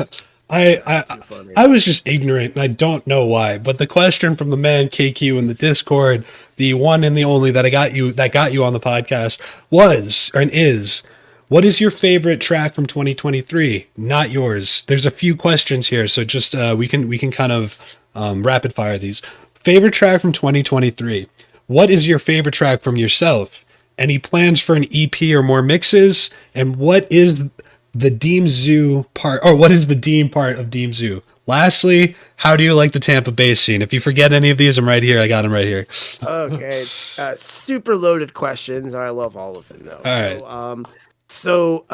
The first question, can you remind me of what it is real quick? Favorite track from 2023, yours and not yours. Okay. So 2023. I released two tracks this year. For as far as my own, I released a track called Night Monkey. Is that And on your page or a label? it's on a label. It's on my label actually. It's on the label that I'm signed to, Sounds Organic. Sounds organic. You got it. Yeah. And as I'm gonna be honest with you, I have not really dove into other people's music this year yet. Um, like Honesty is key, and we appreciate it. yeah. I will say that my friend Droplets, who I mentioned earlier, he is probably my favorite producer, and it's crazy that he's also my friend. Yeah. He released two albums in November, and I've just been listening to those constantly. I listen to his music all the time, and he releases a new track every single week. Oh wow. And yeah, it's astonishing how much music this guy releases. So I would say that there's this there's a track that he released off of his album Low Light Magic that I has just been on repeat. What's the name of that track for the ladies and gents? Sure. Um, it is called A Dreamer's Mind. It's the first track on his Magic album, Sweet. which yeah. And I would definitely I would try to get him on the podcast if I were you. He's extremely intelligent. Like he's a musical genius. Um and again, he's also a really good person, and he's a very good friend of mine. It's crazy that like I get to be friends with like my favorite producer. It's like a normie being friends with Drake, you know? Yeah, no, definitely. I know. I don't. I can't say I have a super similar experience, but like from doing the podcast, I've clicked with a lot of people where my philosophy for the podcast and the reason I listened to your music for like 3 hours before I did the podcast, which generally it's like an hour, but I guess today was a little bit lucky for me. I generally consider music another language. And a lot of times what I'm doing in this time where I'm like meditating, like only listening to this music for the guest I'm about to interview, is I'm trying to pick up kind of what they're saying in a way. And your favorite artist Droplets, who yeah, I get I wait, I'm following this person. What do I have liked by them? Are you? Wait a minute. This is a lot of music. Hold on. Oh, dude, it's astonishing. Yeah, I don't get it. I don't get it. He's also an incredible muralist. Oh, Um, cool. yeah, yeah. He's an incredible painter. Like he like the fact that he's not like the poster child of Wakan or Deep, Dark, and Dangerous is just mind blowing to me. Interesting. Well, those are the people I'm probably most interested in at the moment. Yeah, indeed, indeed. So what was this next question? Oh yeah. So we had all right. We got that. Any plans for an EP or mixes coming up? Any? Yeah, I do two mixes a year Okay. generally. Yeah. One is an all original, and then another is just like one where I'm fucking around, where I just like play tracks for my friends. Um, like half original, half of my friends. Or if it's something that a lot of people resonated with at a festival or something, I'll go ahead and release that as well. Yeah. But I plan on releasing my first full album around Christmas time. Wow. That's a little far out. That's a lot of planning. It is. It is. I'm not like Droplets where he 2 years ago he released 6 albums in 6 months. Because fuck you, right? Dude, exactly. So, and I can't work like that. My workflow is not that crazy. But Advanced or whatever the yeah. hell. Yeah. I've already started working on it, and I hope to release it by Christmas. So yep. Amazing. I'm sure everyone who hears this will be looking forward to that. And if you could put in a good word for Droplets for me, his SoundCloud page is looking ever the more enticing. Yeah, absolutely. I definitely will. Awesome. Well, the last part of the question, because we answered the Deem part of DeemZoo, which was Right. how do you like the Tampa Bay scene? That's something I'm actually very curious about. Okay. So this is an extremely loaded question, and I'll be happy to go into it. I was actually having a conversation today with someone. Schwiggity schwaggity. Let's get into it. Tampa is a very huge scene. It's not as big as Denver, but it is very big. Like because we have St. Petersburg as well, and that's kind of just all encompassed in the Tampa Bay area. So, two, good sized cities with two like really amazing scenes. And I'll be honest, I don't get a lot of love out here.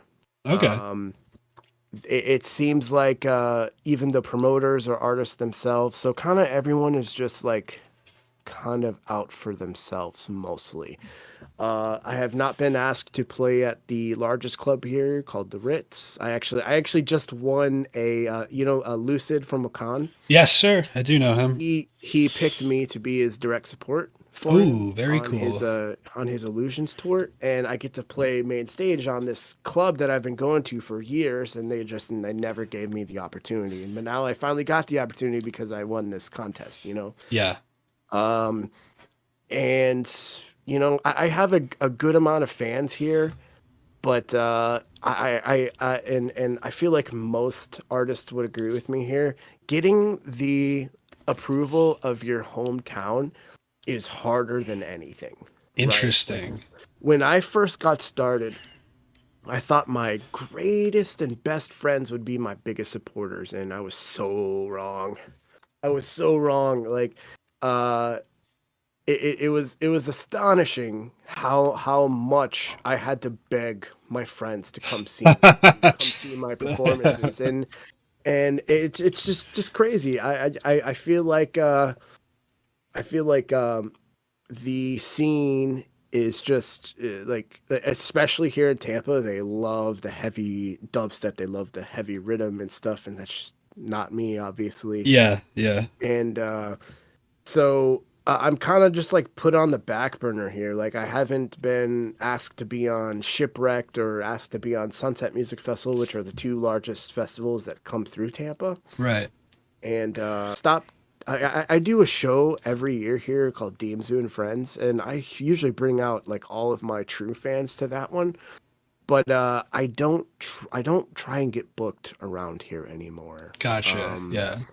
uh, Was that because of a lot of rejection or a lot of bullshit kind of around town? I've done a good amount of shows here, and I was in the green room in Asheville with this artist named Suhan, and Suhan was telling me that doing shows in your hometown over and over again is doesn't do you any favors. Right. It's you want to expand your reach. Like agencies and labels look at how far you've gone, all the different places, your tour history, so to speak. And so I've been really concentrating on getting booked outside of Tampa and St. Petersburg. And I also noticed that when I go other places, more like I have a way bigger audiences, way bigger crowds that come for me, and it's just very odd that I don't have that in my own town.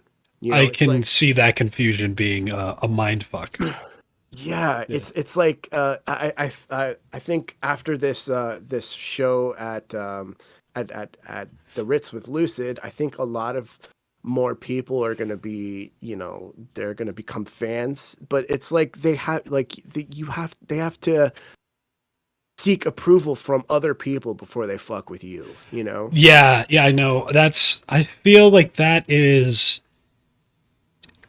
such a general phenomenon in music that I feel like it doesn't even apply just to EDM. That's just I feel like how people consume Right. music now. Right. Uh, But as an outsider, someone who's not in the scene, I mean, someone who's not a producer trying to make it, yeah, it is a beautiful, beautiful scene. yeah. Just incredible people. We have a really huge flow and fire Oh, performer that's great. Yeah. community. Your music lends itself very well to that. Yeah, yeah, I like to think so. I definitely like to think so. Well, it's not heavy womps or anything. It's like I said earlier, melodic might not be the right word, but it's gathering. I mean, I am just saying that because while I was listening to your music flow, like flowy dance moves and trying to connect body parts and shit, that just comes to mind. Like it's very easy to flow to your music. Yeah, well, I appreciate that, and that's like one of the things that I really go for because I'm a flow artist myself. I spin poin. Why did I know that was? I promise you that was a prediction, my friend. I don't know why. I swear I heard that through your music. That's very cool. Oh man, that's so cool, man. I really, really appreciate that. It's a huge compliment. That's exactly what I'm going for. That what well I don't think this will derail too much. My business partner, his question that he dropped in the Discord was what's kind of your intended sound, vibe, or impact of your music? Ooh, I love this question. So as I told you before, I was a huge metalhead growing up. And so one thing that I do that a lot of people really don't know, is I will take like a Lamb of God song that I really really love, Yeah. and I'll figure out what chord. I mean, I'll figure out what key it's in, and I will take a progression that I really like, and I will make it into EDM. So if you listen Yeah. to, so a lot of my music has a lot of like somber kind of dark elements to it. Okay. It's always minor key. I always stay in a minor key. Your stuff And doesn't. Wait, that's interesting. I think you're right, and it just sounds very upbeat. Also, yeah, yeah, so most of it derives from my love for metal, and that's why I feel like it sounds different than other kind of happy major key music. So I really go for almost like almost kind of sad music, just because like I love just like the darkness that metal kind of instilled into my life, and I carried it over into electronic music. metal is dark, but it is not. The types of metal that I resonated with were all like very kind of like almost black metal, Yeah. Okay. very Yeah. minor key. Yeah. I was thinking. Yeah, when I think of black metal, I think about my Asking Alexandria phase and like my probably yeah Lamb of God. Yeah, Slipknot very briefly. Yeah, yeah, for Yeah, sure. and definitely that's less so. I think what I was talking about was more so, something around the realm of screamo, dark black metal, where you've got those very heavy chord progressions in the minor key, and then you've got like this melodic minor solo that's just kind of bringing Right. you into this happier world. It's not super dark. And I just always found beauty in melodies and stuff that like were generally not created for the mainstream. Just like kind of just sad, somber, almost like gothic kind of sounds. I've just always resonated with that for some reason. I've always been kind of a weird dude. scary music, man. Yeah. Yeah, yeah, yeah. Almost scary, especially with the like I used to listen to these hair black metal bands that would paint their faces black and white and Ooh. would sing about blood pigs and like, I don't know. There's just something about it that just like it gave me like gave me angst when I didn't even need it in my life. So I had a Yeah. pretty decent childhood growing up. Yeah, I felt, or metal has been a common denominator that I did not expect. I grew up on metal. My dad grew me up, raised me. Wow, grew me up, raised me on rock and roll. Like I'm pretty sure the story that he'll tell anybody is that Metal Enter Sandman was like specifically the first song I ever listened Oh to. yeah. That is, that is a good dad right there. He doesn't know what he started. God damn it. Yeah, yeah, yeah, for sure, for sure. My dad introduced me to Pink Floyd and Led Zeppelin, and this year for his birthday, I'm remixing a Pink Floyd song for him. Ooh, care to? Do you wanna say which one yet or no? Hey You. Oh, okay, gotcha. I'm Yeah, excited to hear that's like that. yeah, that's like one of his favorite tracks, and then he does like my music. Like he loves Giraffe Rodeo. That's his favorite. Nice. And he always asks me, he's like, "Hey, when are you gonna like do something, I would like or whatever?" And I'm just like, "Dad, no, I'm not doing that, whatever." And so I've been purposely saying no because I'm gonna do it for him one day and surprise him. Nice. Yeah, yeah. He's a great man. Here's your song, but not because you asked for it. Yeah, yeah, exactly, exactly. um, I know that your deadline's coming. Like it's actually already passed. It But has passed. yeah, it has passed. So I do want to wrap things up. I just wanted, I mean, it just out of respect for your time and for the great conversation that we had. There's one more question I'd like to pose that we could quickly do, and then we'll just wrap things up if that's cool. Absolutely. Oh, thank you. Let's see. We'll try and not make it a big one. Uh, what dot do you use, Ableton? What dot do you use? I use FL Studio. All right, it's never the ones you'd expect. Yeah, Um, yeah, indeed. I kind of just I've been producing for about 10 years now, and FL was just what I learned on. I probably, if I were to have started a little later, I probably would have jumped on the Ableton. yeah, There are some elements that Ableton makes a lot easier. Like I can do everything that you can do on Ableton, it just takes a little longer. right. Few extra Um, steps, few extra Right. logic things. Yeah, yeah, exactly. But like overall, like my workflow goes really well with FL, and I'm just like, why fix what isn't broken, you know? Yeah, absolutely. Like I said, it's never the ones you would expect because it's kind of you can't you. How would you be able to tell? Is kind of what I've learned. Yeah, Um, yeah. Like all of them are so powerful and can do just so many incredibly like intricate things, you know?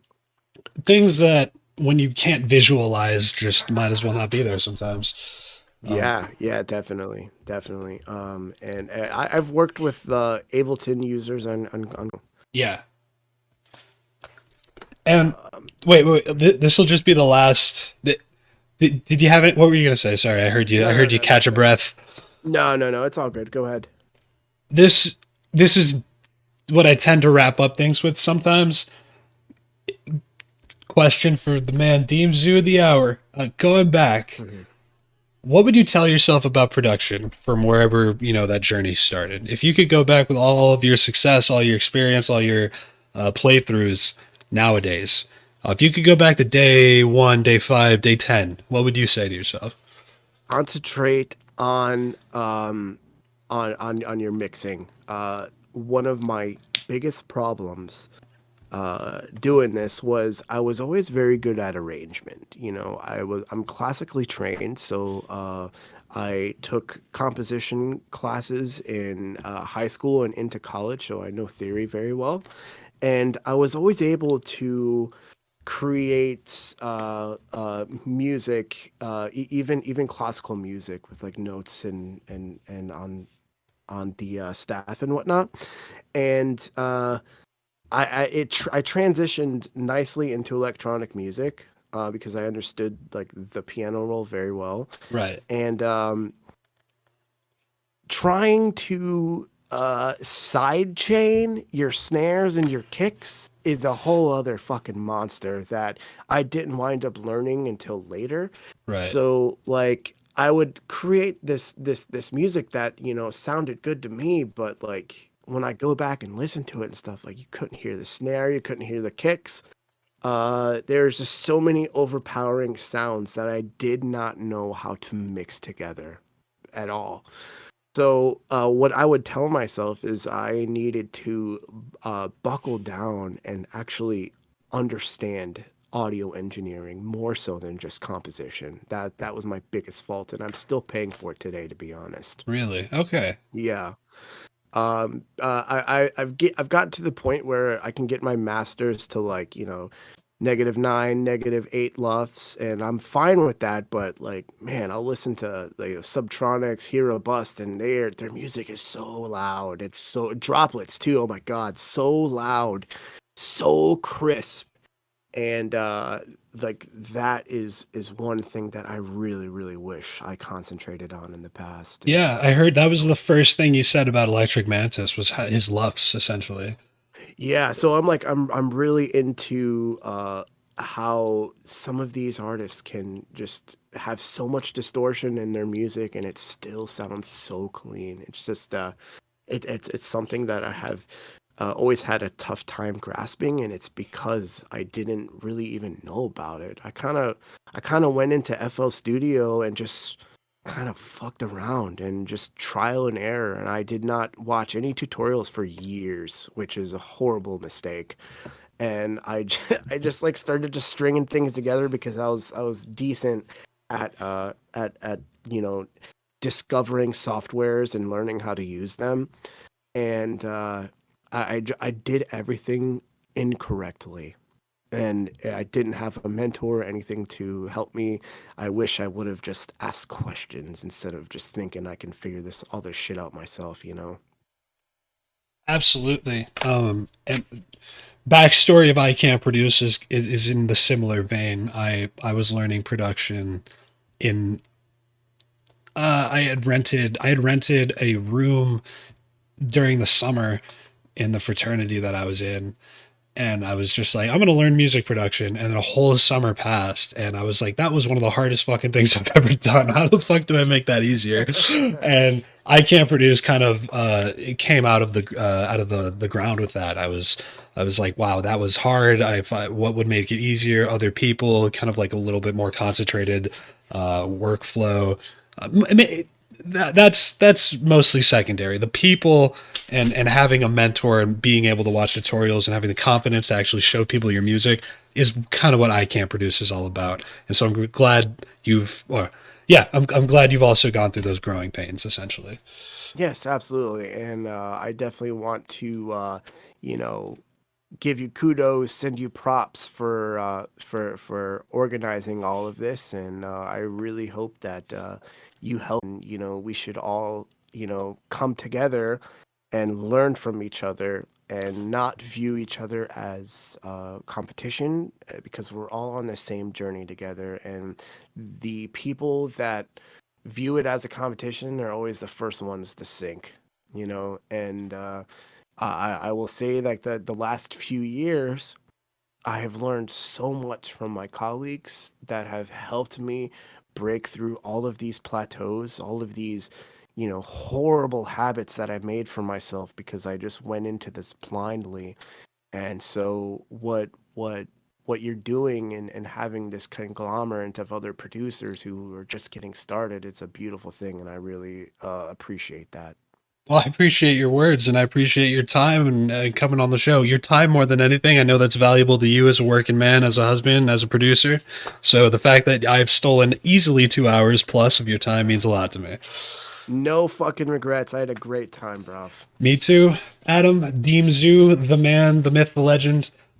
Everybody listening in the past, present, or the future, this man also has a podcast called Breaking Through with DeemZoo. A wookfully appropriate name.